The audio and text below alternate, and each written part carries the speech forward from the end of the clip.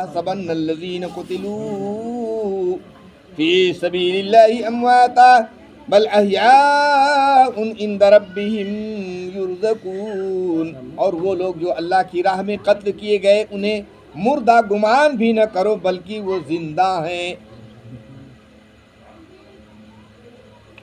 फरमाने खुदाबंदी यही है कि ए मेरे बंदो, जब मेरा बंदा मेरी राह में कत्ल किया जाए, मेरी राह में शहीद कर दिया जाए, तो उन्हें तो मुर्दा ख्याल भी न करना, मुर्दा गुमान भी में न लाना, इसलिए कि वो ज़िंदा हैं और वो हमारी तरफ से रिज़्क़ पाते हैं। सुभान अल्लाह, वो हमारी तरफ से रिज़्क़ पाते हैं, अल्लाह फरमाता है। तो जब खुदावंदे कुद्दूस की तरफ से उन्हें रिज़्क़ मिलता है और वो जिंदा हैं, तो फिर दुनिया की कोई ऐसी ताकत नहीं है जो उन्हें मुर्दा कह सके।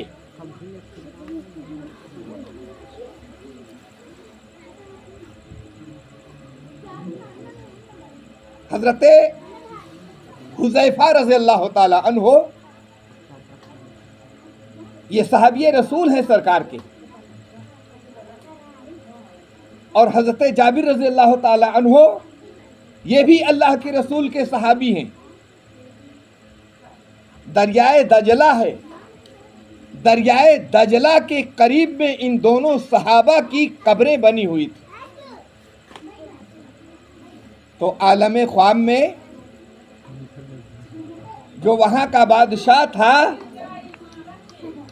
उन्हें ख्वाब में दिखाया, ख्वाब में बशारत दिया।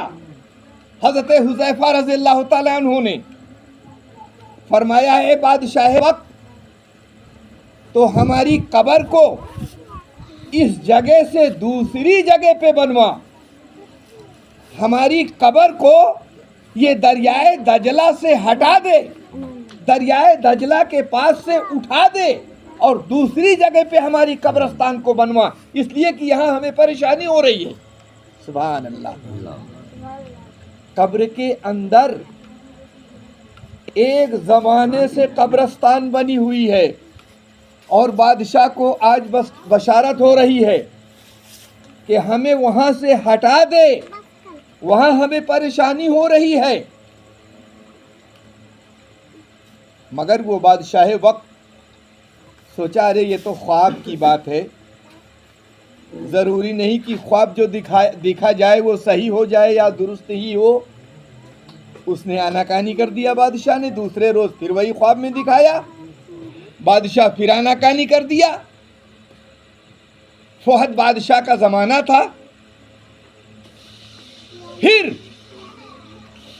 तीसरे दिन हज़रत हुज़ैफा रज़ियल्लाहु ताला अन्हु ने बादशाह वक्त को फिर ख्वाब में दिखाया कि ए फहद, बादशाह सुनो, ये जो दरियाए दजला के किनारे हमारी कब्रिस्तानें बनी हुई हैं, यहां से हमें हटवा दे, हमें बहुत तकलीफ हो रही है। तो बादशाह तीसरे रोज भी वही बशारत देखा, मगर कुछ ऐसी सियासत की उलझनों में उलझा हुआ था, परेशान था, कि जिसकी वजह से वो इस तरफ मुतवज्जे न हुआ और जब आनाकानी कर दिया तो हज़रत हुज़ैफा रज़ियल्लाहु ताला अन्हु सोच में पड़ गए। 3 दिन हमने इसे बशारत दिया बादशाह वक्त को और इसने हमारी बातों को न समझा, न सुना और न उस पर अमल किया। तो जो शहर काजी था, शहर का जो काजी था, हज़रत हुज़ैफा रज़ियल्लाहु ताला अन्हु ने उन्हें बशारत दिया कि ए काजी शहर, तुम बहुत परहेजगार और बाशरा इंसान हो, इसलिए कि तमाम शहर तुम्हारे हुक्म पे चलता है। तुम ऐसा करो कि ये जो दरियाए दजला के किनारे हमारी कब्रिस्तान बनी हुई है, यहाँ से इस कब्रिस्तान को हटवा दो, यहाँ पे हमें परेशानी पैदा हो रही है। काजी शहर ने जब बशारत देखी और सरकार के सहाबी हज़रत हुज़ैफा रज़ियल्लाहु ताला अन्हु को सुना تو صبح ہوتے ہی بادشاہ وقت کو آپ نے جا کر کے بتایا. حذیفہ رضی اللہ تعالی عنہ نے قاضی شہر کو جا کر کے بتایا کہ 3 دن سے میں متواتر بادشاہ وقت کو بشارت دے رہا ہوں، مگر اس پر اس نے آج تک عمل نہیں کیا. تم جاؤ میری طرف سے اور بادشاہ سے کہو کہ اس کام پہ وہ اٹل ہو جائے اور کام کو پورا کر دے. قاضی شہر بادشاہ وقت کے پاس پہنچے، سلام کیا، بیٹھے، اور بیٹھنے کے بعد فوراً بتایا کہ حضور، حضرت حذیفہ رضی اللہ تعالی عنہ اور حضرت جابر رضی اللہ تعالی عنہ کی مزار پاک دریائے دجلہ کے کنارے بنی ہوئی ہے. وہاں ان دونوں صحابہ رسول کی قبرستان ہے، اور وہ 3 دن سے ہمیں حکم دیا ہے کہ میں 3 دن سے بادشاہ کو بشارت دے رہا ہوں، اور اس پر اس نے کوئی توجہ، کوئی عمل نہیں کیا. بادشاہ نے کہا تم سچ فرماتے ہو، مجھے 3 دن سے برابر بشارت ہوتی ہے، اور میں نے یہ سوچا کہ خواب کی بات ہے، خواب کبھی صحیح بھی ہو جاتا ہے اور کبھی جھوٹا بھی ہو جاتا ہے، میں نے اس پہ توجہ نہیں دی، لہذا کوئی بات نہیں ہے، آپ یہ فتویٰ جاری کیجئے کہ دریائے دجلہ کے کنارے سے جو صحابی رسول کی 2 قبرستان ہیں، ان قبرستان کو ہٹا کر کے ہم دوسری جگہ لے جا سکتے ہیں. تو قاضی شہر نے اس پہ فتویٰ جاری کیا. تمام شہر میں وہ فتویٰ پھیل گیا، اور یہ تھا کہ فلاں تاریخ کو قبرستان دونوں صحابی رسول کی کھودا جائے گا. 1400 برس کا زمانہ گزر جانے کے بعد، اللہ اکبر، ان دونوں صحابی رسول کہ جب تاریخ مقررہ پر قبرستان کو کھودنا شروع کیا لوگوں نے، تو قبرستان کو کھود ڈالا، بنگے کو ہٹایا گیا. اللہ اکبر، جس طرح پہلے ان کی لاش تر و تازہ تھی، اسی طرح آج بھی ان کی لاش مبارکہ تر و تازہ موجود ہے اس قبرستان کے اندر. اور یہی نہیں، کفن میں بھی ذرا سا داغ نہیں آپ سکا، اور نہ کفن ذرا سا میلا ہوا، نہ کفن ذرا سا پرانا ہوا. اللہ اکبر، یہ سرکار کے صحابی کی شان کہ 1400 برس کا زمانہ گزر گیا، اور گزرنے کے بعد جب ان کی قبرستان کو کھولا جاتا ہے تو لاش مبارکہ اسی طرح تر و تازہ، اور کفن بھی اسی طرح لکو دت موجود ہے. دونوں صحابی رسول کی لاشوں کو نکالا گیا، اور نکالنے کے بعد دیکھو جس سواری پہ انہیں رکھنا تھا، وہ صحابی رسول کی کرامت دیکھو، جس سواری پہ انہیں رکھنا تھا تو لوگوں کو ہاتھ نہیں لگانا پڑا، وہ سواری پہ قبرستان کے اندر سے خود آ کر کے رکھ گئے، اور وہ سواری لے جا کر کے جہاں حکم تھا وہیں پہ لے جا کر کے ان کی لاش مبارکہ کو رکھا گیا. اور جب قبرستان کھودا گیا تو دیکھا کہ دریائے دجلہ کا پانی ایک دم حضرت حذیفہ رضی اللہ تعالی عنہ کی قبرستان میں آ کر ٹکر مار رہا تھا، جس سے پانی کی نمی قبرستان کے اندر تک پہنچ چکی تھی. تو حضرت حذیفہ رضی اللہ تعالیٰ عنہ اور حضرت جابر رضی اللہ تعالیٰ عنہ یہ فہد بادشاہ کو بشارت دیا کہ میری قبرستان کو دوسری جگہ بنواؤ اور یہاں سے ہٹاؤ، یہاں ہمیں تکلیف پیدا ہو رہی ہے. تکلیف کس بات کی ہو رہی تھی کہ دریائے دجلہ کا پانی بڑھتا چلا آ رہا تھا، یہاں تک کہ قبرستان کے اندر وہ پانی پہنچ جاتا. تو کہنے کا مطلب یہ ہے کہ جو اللہ کی راہ میں شہید کر دیے جاتے ہیں ان کی بھی لاش مبارکہ کبھی خراب نہیں ہوتی، وہ بھی زندہ ہیں اللہ کی طرف سے. اور جو اللہ کے نبی ہیں وہ بھی قبرستان کے اندر اسی طرح زندہ ہیں اور قیامت تک اسی طرح وہ زندہ رہیں گے. اور جو اللہ کے خاص بندے ہیں، نیک بندے ہیں، صالحین بندے ہیں، پرہیزگار بندے ہیں، اللہ کے ولی ہیں، اللہ کے دوست ہیں، ان کی بھی لاش مبارکہ قبرستان کے اندر نہیں خراب ہوا کرتی اور نہ ان کا کفن برباد ہویا کرتا ہے، اسی طرح موجود رہا کرتا ہے.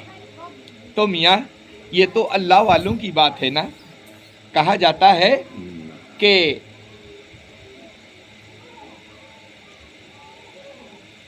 سرکار مدینہ صلی اللہ تعالی علیہ وسلم نے سب سے پہلی بات ہے اللہ کے رسول صلی اللہ علیہ وسلم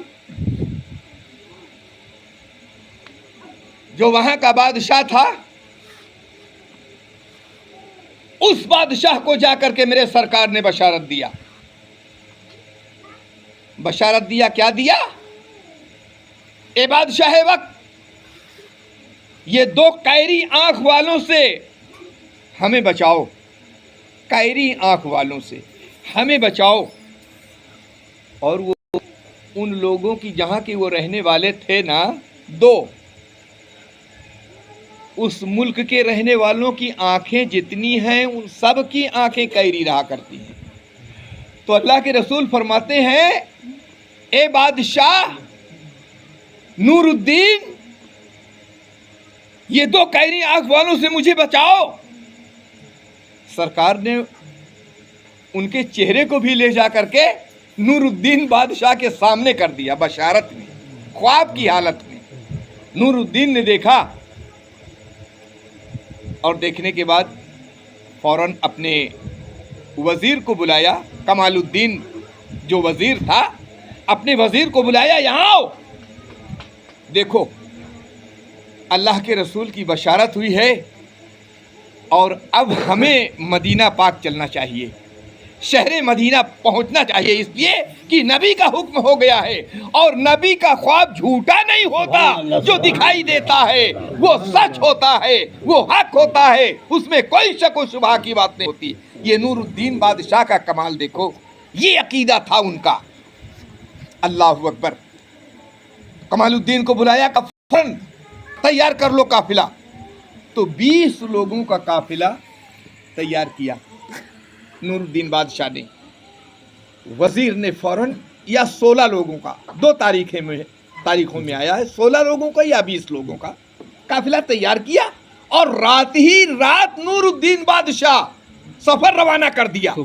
اتنا جلدی کیا کہ نبی کا حکم ہو گیا ہے، ذرا سا دیر نہ ہونا چاہیے، اس لیے کہ کہیں دیر ہو جائے تو نبی کائنات صلی اللہ علیہ وسلم ہم سے ناراض نہ ہو جائیں. سبحان اللہ.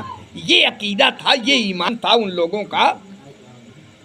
بادشاہت تھی مگر جانتے ہو دن بھر رعایا کا کام کیا کرتے تھے، اور جب رات ہوتی ہے نا تو مصلی بچھا دیتے تھے عبادت الہی کے لیے. سبحان اللہ. اس وقت کے وہ بادشاہ ہوا کرتے تھے. تب تو اللہ کے رسول نے انہیں بشارت دیا ہے اگر کوئی بدتمیز یا بدمعاش بادشاہ ہوتا تو میرے سرکار اس کے قریب کبھی نہ جاتے. مگر نور الدین کو نوازنا بھی تھا دنیا میں، اس لیے نوازنا تھا کہ آج میں نور الدین کو نواز دوں گا تو قیامت تک میرے چاہنے والے نور الدین کا نام لیتے رہیں گے، ان کا بھی ذکر کرتے رہیں گے. اللہ اکبر، اللہ اکبر. تو نور الدین بادشاہ فوراً اپنے وزیر کمال الدین کو بلایا، کہا زیادہ راہ تیار کرو اور قافلہ تیار کرو. کہا جاتا ہے 16 لوگوں کا قافلہ یا 20 لوگوں کا قافلہ. رات ہی رات نور الدین بادشاہ نے جانب مدینہ دوڑا دیا، جانب مدینہ دوڑا دیا. اور چلتے چلتے چلتے چلتے اللہ اکبر، اللہ اکبر. کہا جاتا ہے کہ جب شہر مدینہ میں یہ قافلہ آ گیا نا تو نور الدین بادشاہ نے سب سے پہلے مدینے پہنچنے کے بعد غسل کیا، یعنی نہایا دھویا، اپنے آپ کو پاک اور صاف کیا، اور پھر مسجد نبوی میں پہنچتے ہیں جہاں ریاض الجنہ ہے. ریاض الجنہ میں پہنچ کر کے نماز ادا فرماتے ہیں. سبحان اللہ. مسجد نبوی میں پہنچ جاتے ہیں، سرکار کے آستانے پہ پہنچ جاتے ہیں. ریاض الجنہ میں نماز ادا کرنے کے بعد اللہ کے رسول کے آستانہ ایسے ریاض الجنہ ہے، ایسے سرکار کا آستانہ ہے. سبحان اللہ. اور مقام وہ جگہ کی کیا بات ہے. اللہ تبارک و تعالیٰ نے اسی لیے اسے جنت ریاض الجنہ بنا دیا، یعنی یہ جنت کی کیاری ہے. اللہ اکبر، اللہ اکبر. یہاں میرے آقا मदीने के ताजदार रहा करते हैं ना, अल्लाह तबारक व तआला ने उन्हें जन्नत की क्यारी बना दिया, जन्नत की क्यारी से नवाज दिया है। तो जन्नतुल रियाजुल जन्ना में जब नमाज अदा किया और सरकार के आस्थाने पे जाकर के नूरुद्दीन खड़े हो गए, कमालुद्दीन वजीर भी खड़े हो गए। या रसूल अल्लाह, आपने हमें बुलाया, सरकार गुलाम हाजिर हो गया, आका अब जो हुक्म फरमाया वो हमें कैसे मालूम हो पाए? इतना बड़ा शहर मदीना है, उन दो कैरी आंख वालों को हम कैसे तलाश करेंगे, कैसे पा सकेंगे कि उन्हें पाएंगे? नबी का करम हुआ, सुभान अल्लाह, नबी का फैजान हुआ।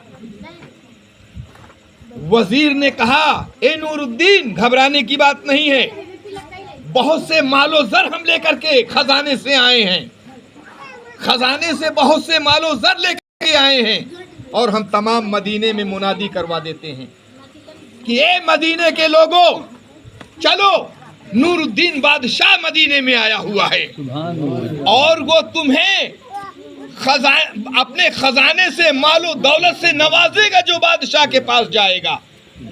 तो शहर मदीना का कोई आदमी बाकी न रह जाएगा, वो अपने अपने इनाम लेने के लिए सब बादशाह के पास पहुंच जाएंगे।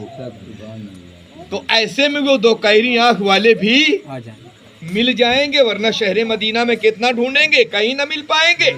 सुभान अल्लाह, ये तजवीज़ बहुत कारगर रही। तमाम शहर मदीना में ऐलान हो गया, ये मुनादी हो गई कि नूरुद्दीन बादशाह आया हुआ है और वो मदीने के लोगों को बहुत से तोहफे, तहाइफ और इनाम के तौर पे उन्हें माल और दौलत से नवाजेगा।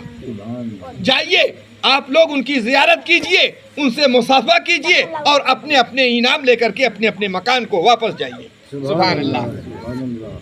शहर मदीना के लोग टूट पड़े, गुर्बत और गरीबी तो थी ही ना, टूट पड़े। तमाम शहर मदीना के लोग आ गए, छोटा बड़ा, बच्चा बूढ़ा जवान सब हाजिर हो गए। सुभान अल्लाह। और सबको इनाम इकराम से देते रहे, नवाजते रहे नूरुद्दीन बादशाह। मगर तमाम मदीने के लोग आ गए, अपने अपने इनाम इकराम लेकर वापस चले गए। वो दो कैरी आंख वाले नजर ना आए। तो नूरुद्दीन ने पूछा वहां के लोगों से, ए लोगों, शहर मदीना में अब तो कोई बाकी नहीं रह गया? कहने लगे, हुजूर नहीं, अब तो कोई बाकी नहीं रह गया, तमाम शहर के लोग आ चुके हैं और जा चुके हैं अपने अपने इनाम लेकर के। तो कुछ लोगों को मालूम था कि दो शख्स हज करने के लिए आए हैं और वो मदीने के कुछ दूर पे एक रूम लेकर के उसी में रहते हैं।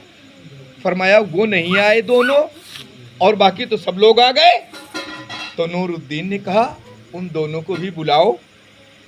तो अपने आदमी भेजे, और जब पुलिस उनके पास पहुंची,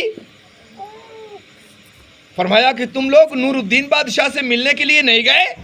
तो उन लोगों ने कहा, हम किसी से मिलने उलने के लिए नहीं जाया करते, हमारे पास मौलो दौलत और ख़जाना खुद ही पे इतना मौजूद है कि हमें किसी की कोई ज़रूरत नहीं है, हम तो मदीने के लोगों की खुद मदद किया करते हैं। बड़ी सी दाढ़ी रखे हुए थे, मुसल्ला बिछाए हुए थे रूम के अंदर नमाज पढ़ने के लिए, हज करने के लिए पूरा कागजात बनवा करके आए थे। अल्लाहु अकबर। मगर जब पुलिस ने सख्ती की कि नूरुद्दीन का हुक्म है, तुम्हें तो चलना ही पड़ेगा, तुम्हें तो चलना ही चलना होगा, बादशाह वक्त का हुक्म है, वरना हम जबरदस्ती तुम्हें पकड़ करके ले जाएंगे। अब उनकी मजबूरी हुई, और चूंकि काजी थे ना, इसलिए नूरुद्दीन के पास वो जाना नहीं चाहते थे। सिपाहियों ने पकड़ा और ले जाकर के नूरुद्दीन बादशाह के पास खड़ा किया। नूरुद्दीन बादशाह ने जब नज़र उठाया, देखा तो जो अल्लाह के रसूल ने आलम ख्वाब में बशारत में उनकी सूरतों को दिखाया था, चेहरों को दिखाया था, वही दो कैरी आंख वाले नूरुद्दीन देखते ही पहचान गए, यही दोनों तो हैं कमबख्त जिनके बारे में मेरे सरकार ने फरमाया, हे नूरुद्दीन, अरे ये दोनों कैरी आंख वालों से मुझे बचाओ। कहा इन्हीं की तो तलाश थी, اور یہ نظر نہیں آئے تمام شہر مدینہ کے لوگ آ گئے. اپنے سپاہیوں سے فرمایا نور الدین نے ان پہ کڑی نظر رکھنا, یہ یہاں سے نکل کر جانے نہ پائیں, اور ہم یہ جس مقام پہ رہتے ہیں, جہاں رہتے ہیں, اس ان کے مقام کا جائزہ لیں گے, دیکھیں گے, تلاشی کریں گے. تو فرمایا تم لوگ کہاں پہ رہتے ہو؟ تو انہوں نے بتایا کہ ہم سرکار کے روضہ پاک سے تھوڑی دور پہ ایک مکان ہے بڑا سا, اسی مکان کے اندر ہم لوگ رہتے ہیں. کہا ٹھیک ہے چلو.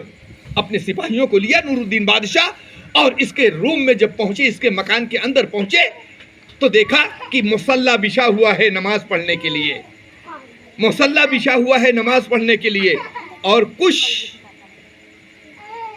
کتابیں رکھی ہوئی ہیں, مگر کوئی ایسے ساز و سامان نظر نہ آئے اس کمرے کے اندر کہ جس سے وہ سرکار کو اذیت پہنچا سکیں.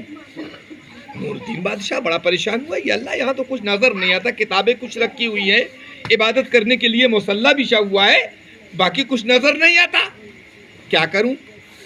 سرکار کا پھر فیضان ہوا, سرکار کا پھر کرم ہوا. نور الدین بادشاہ کے دل میں خیال ڈالا, نور الدین تم کیا تلاش کر رہے ہو؟ نور الدین تم کیا ڈھونڈ رہے ہو؟ ایسا کرو یہ مصلی کو ہٹاؤ. سبحان اللہ. نور الدین بادشاہ نے اپنے سپاہیوں سے فرمایا ذرا اس مصلی کو اٹھاؤ. اللہ اکبر. تو جب وہ جانماز اٹھایا تو دیکھا کہ جانماز کے نیچے ایک چٹائی بچھی ہوئی بڑی سے. نور الدین بادشاہ نے فرمایا اس چٹائی کو ہٹاؤ. جب اس چٹائی کو ہٹایا تو کیا دیکھتے ہیں کہ اس چٹائی کے نیچے ایک بڑا سا پتھر رکھا ہوا ہے. نور الدین بادشاہ نے فرمایا اس پتھر کو ہٹاؤ. جب اس پتھر کو ہٹایا گیا تو اللہ اکبر, دیکھا کہ اس پتھر کے نیچے ایک سرنگ ہے بنی ہوئی, ایک سرنگ بنی ہوئی ہے. نور الدین بادشاہ نے کہا یہ سرنگ کا مطلب کیا ہے؟ اس سرنگ کا پتہ چلاؤ. سپاہیوں نے اس سرنگ کے اندر داخل ہوئے, پتہ چلایا تو پتہ یہ چلا کہ یہ سرنگ بالکل سرکار کے روضہ پاک کے قریب پہنچ چکی ہے. یہ تھا کہ بس ایک ہی 2 دن میں وہ سرنگ بالکل سرکار کے روضے سے جا کر مل جائے گی, اور سرکار کے جسم پاک کو یہ نکال کر اور سرنگ کے ذریعے اپنے روم میں لائیں گے. اپنے روم سے پوشیدہ طور پر سرکار کے جسم پاک کو وہاں سے نکال کر کے لے کر چلے جائیں گے. اللہ اکبر. یہ ان کا منصوبہ تھا. تو نور الدین بادشاہ نے جب یہ دیکھا تو فرمایا تم لوگ پہلے یہ بتاؤ کہاں کے رہنے والوں. تو ان لوگوں نے کہا کہ ہم لوگ نصرانی ہیں, ہم لوگ نصرانی ہیں.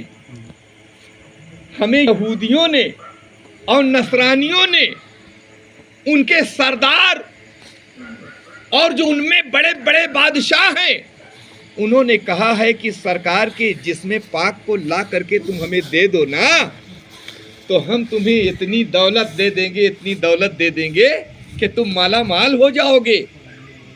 تو ان نصرانیوں نے کہا سب سے پہلے تو ہم مسلمانوں کی شکل بنایا, داڑھی رکھا, داڑھی بڑی کی, اور داڑھی بنانے کے بعد پھر حج کرنے کے لیے ہم نے کاغذات تیار کیے, اور پھر کاغذات کے ذریعے ہم نے حج کرنے کے لیے آئے, اور دکھاوا کے طور پہ ہم نے طواف بھی کیا, حج کعبہ بھی کیا. سب کرنے کے بعد میں پھر ہم نے کہا کہ اب چلو اس بہانے سے کہ ہم سرکار کے روضے کے قریب رہیں گے, روزانہ سرکار کے روضے کا دیدار کریں گے. اور وہاں کے مسلمانوں کو اتنا اپنا لیا تھا, اتنا ملا لیا تھا ان کمبختوں نے, کہ وہاں کے مسلمان یہ سمجھتے تھے کہ یہ بڑے نیک لوگ ہیں, بڑے پرہیزگار لوگ ہیں, بڑے متقی لوگ ہیں. مدینے کے لوگوں کو بہت دولت سے مالا مال کرتے تھے, بہت دولت بانٹتے تھے یہ. تو وہ لوگ سمجھتے تھے کہ یہ تو بڑے اللہ والے لوگ ہیں, بڑے نیک لوگ ہیں, یہ بڑے ایمان والے لوگ ہیں, اس لیے کہ یہ بڑے سخی ہیں. دیکھو مدینے کے لوگوں کو کتنی مدد کیا کرتے ہیں. بہرحال بادشاہ نے سختی سے پوچھا کہ تم सरदारों के, नसरानियों के कहने से, यहूदियों के कहने से यहाँ आए हो सरकार के जिस्म पाक को लेने के लिए। कहा कम वक्तों में तुम्हें जिंदा नहीं छोड़ूंगा, इसलिए कि अल्लाह के रसूल ने हमसे फरमाया था कि ए नूरुद्दीन बादशाह आओ, मदीने में चले आओ और देखो देखो इन दो कैरी आंख वालों से मुझे बचाओ। तमाम शहर मदीने के लोग इकट्ठा हो गए और फिर नूरुद्दीन बादशाह ने तलवार उठाया और उनकी गर्दन तन से जुदा कर दिया। उन दोनों को खत्म किया। खत्म करने के बाद फिर सरकार के रोज़े पाक के पास नूरुद्दीन जाते हैं और तमाम सिपाहियों को लगा देते हैं। रोज़े रसूल के चारों तरफ बहुत गहरा गड्ढा खोद दिया जाए। रोज़े रसूल के चारों तरफ गहरा सा गड्ढा खुदवा दिया और गड्ढा खुदवाने के बाद इतना नीचे तक गड्ढा खुदवाया कि तारीखों में आया है कि नीचे से पानी नजर आने लगा। सुभान अल्लाह। और फिर उसमें रांगा और शीशा नूरुद्दीन बादशाह ने पिघलवा करके उन गढ़ों में चारों तरफ रोज़े रसूल के दूरी से भरवा दिया, ताकि आइंदा कोई अगर ऐसी साजिश करना चाहे और सरकार के जिस्म पाक को निकाल कर ले जाना चाहे तो वहां तक पहुंच ही ना पाए किसी सूरत से। सुभान अल्लाह। ये मजबूती करने के बाद नूरुद्दीन बादशाह फिर सरकार से हुक्म लेते हैं, अल्लाह के रसूल जिस काम के लिए मुझे बुलाया गुलाम हाजिर हुआ, उस काम को सरकार पूरा कर दिया। अब आका का हुक्म हो तो मैं अपने वतन को जाऊं और अपनी सियासत देखूं, अपनी हुकूमत देखूं। अल्लाह अकबर, अल्लाह अकबर। मेरे सरकार कल भी जिंदा, आज भी जिंदा, कयामत तक जिंदा। इसलिए कि जो नबी, जो तमाम नबियों का नबी है, अल्लाह के रसूल तो फरमाते हैं कि अल अंबियाओ अहयाउन फी कुबूरिहिम युसल्लून। अंबियाए किराम अपनी कब्रिस्तानों में जिंदा है, सरकार फरमाते हैं। तो हमारा और आपका ईमान और अकीदा तो यही है, जो अल्लाह के रसूल फरमा दिया वो वजह फरमाते हैं और हक फरमाते हैं, उसमें गलत तो हो ही नहीं सकता। और जिसने ये ख्याल कर लिया कि यहाँ पे गलत हो सकता है, उसका ईमान खारिज हो गया, वो ईमान ही से चला गया, इस्लाम ही से चला गया, अब उसका कोई ईमान बाकी नहीं रह गया। और मौला अली शेर खुदा फरमाते हैं कि जिस काम के लिए सरकार का हुक्म हो जाए, जिस काम के लिए सरकार का हुक्म हो जाए, चाहे वो जिहाद के लिए हो, चाहे किसी काम के लिए हो, अल्लाह के रसूल का हुक्म हो जाए और उसमें सोचना, मौला अली शेर खुदा फरमाते हैं, उसमें सोचना मतलब कि करूं या न करूं, मानूं या न मानूं, अगर इतना जिसने सोचा तो समझ लो वो ईमान का कमजोर है, उसका ईमान कामिल और मजबूत पुख्ता नहीं है। ये अली का कौल है, मौला अली शेर खुदा का कौल। ये हुक्म रसूल पाने के बाद फिर सोचने की कोई जरूरत नहीं, जो कुछ आका ने फरमा दिया वो सच फरमा दिया और हक फरमा दिया और वजह फरमा दिया। तभी तो जब अल्लाह के रसूल का हुक्म होता, मेरे दीवानों, मेरे मुजाहिदों, चलो जंग करने के लिए, हुक्म रसूल हो जाता, जो जिस हालत में रहता खुदा की कसम उसी हालत में सरकार के पास पहुंच जाता, सरकार के पास उसी हालत में पहुंच जाता। किसी जंग में अल्लाह के रसूल गए, बड़ी कमजोरी थी मुसलमानों की, हथियार नहीं थे और सामने बड़ा जर्रार लश्कर था यहूदो नसारा का। तो सहाबा कहने लगे, अल्लाह के रसूल सामने लश्कर बहुत ज़बरदस्त है आका, हम लोगों के पास किसी के पास तलवार है तो कोई निहत्था है, सरकार कैसे होगा?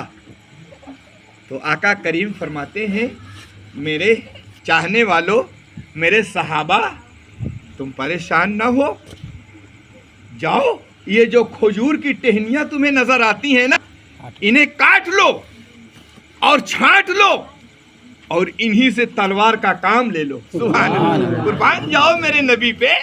आका ने सहाबा का जहां दिल टूटा हुआ देखा, मेरे सरकार ने वहीं पे उनके दिल को पूरा फुका।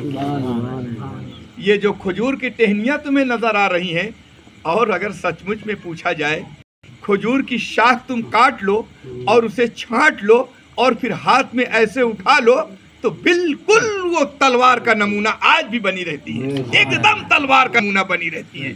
اللہ کے رسول نے فرمایا صحابہ کیا دیکھتے ہو، جاؤ یہ کھجور کی ٹہنیاں کاٹ لو اور چھانٹ لو اور آج اسی سے تلوار کا کام لے لو۔ سبحان اللہ، نبی کی زبان مبارکہ سے بات نکل گئی، اب وہ کھجور کی معمولی سی شاخیں ٹہنیاں کاٹ کاٹ کر چھانٹ چھانٹ کر صحابہ لے کر کھڑے ہو گئے سب، اور ادھر لشکر جرار جو یہودیوں کا تھا، نصرانیوں کا تھا، کافروں کا، جب وہ دیکھتے تھے نا تو کہتے تھے یہ مسلمانوں کا دماغ خراب ہو گیا ہے، یہ مسلمانوں کا دماغ خراب ہو گیا ہے، ان نادانوں کو یہ بھی پتہ نہیں کہ یہ کھجور کی ہری ٹہنی ہری شاخ تلوار کا ایک وار بھی تو برداشت نہیں کر سکتی، اور اس سے ہم سے مقابلہ کرنے کے لیے آئے ہیں، یہ تلوار کی وہ کھجور کی لکڑی لے کر کے مقابلہ کریں گے یہ۔ مگر ان کمبختوں کو یہ پتہ کہاں ہے کہ اللہ کے رسول نے حکم فرما دیا کہ آج ان سے تلوار کا کام لیا جائے۔ سبحان اللہ۔ اور جب جنگ شروع ہوئی ہے، اللہ اکبر، جنگ لڑنا شروع کر دیا ہے تو ان لکڑیوں کا انداز نہ پوچھو جنگ کرنے کا۔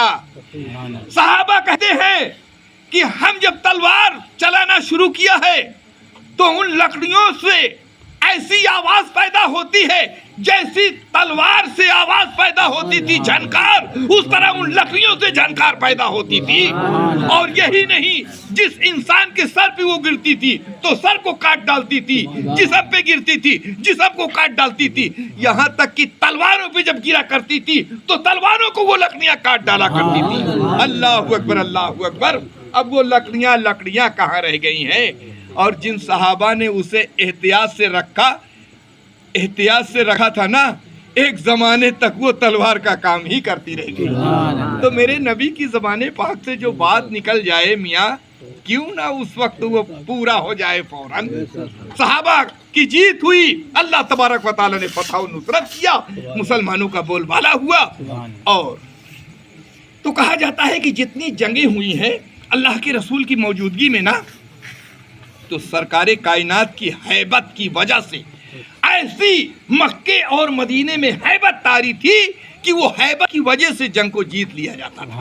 باقی تعداد نہیں تھی، ایمان والوں کی تعداد زیادہ نہیں تھی، مگر سرکار کا کرم تھا، ہیبت تھی، شیر خدا کی ہیبت تھی، نبی کائنات کی ہیبت تھی۔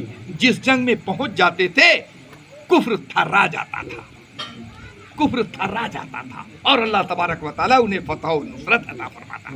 وَلَا تَحْسَبَنَّ الَّذِينَ قُتِلُوا فِي سَبِيلِ اللَّهِ أَمْوَاتًا بَلْ أَحْيَاءٌ عِندَ رَبِّهِمْ يُرْزَقُونَ۔ اور وہ لوگ جو اللہ کی راہ میں قتل کیے گئے انہیں مردہ گمان بھی نہ کرو، بلکہ وہ زندہ ہیں۔ جو دیوانے روئے سرکار ہوگا، جو دیوانے روئے سرکار ہوگا، جو دیوانے روئے سرکار ہوگا، وہی خلد کوثر کا حقدار ہوگا، وہی خلد کوثر کا حقدار ہوگا، جو دیوانے روئے سرکار ہوگا۔ اور ہمیں موت کی اس لیے آرزو ہے یا رسول اللہ، ہمیں موت کی اس لیے آرزو ہے، ہمیں موت کی اس لیے آرزو ہے کہ مرنے کے بعد ان کا دیدار ہوگا، کہ مرنے کے بعد ان کا دیدار ہوگا، جو دیوانے روئے سرکار ہوگا، وہی خلد کوثر کا حقدار ہوگا۔ اور اگر دل میں عشق محمد نہیں ہے، اگر دل میں عشق محمد نہیں ہے تو پھر تیرا ہر سجدہ بیکار ہوگا، تو پھر تیرا ہر سجدہ بیکار ہوگا۔ جو دیوانے روئے سرکار ہوگا وہی خلد کوثر کا حقدار ہوگا۔ مل کر سلام۔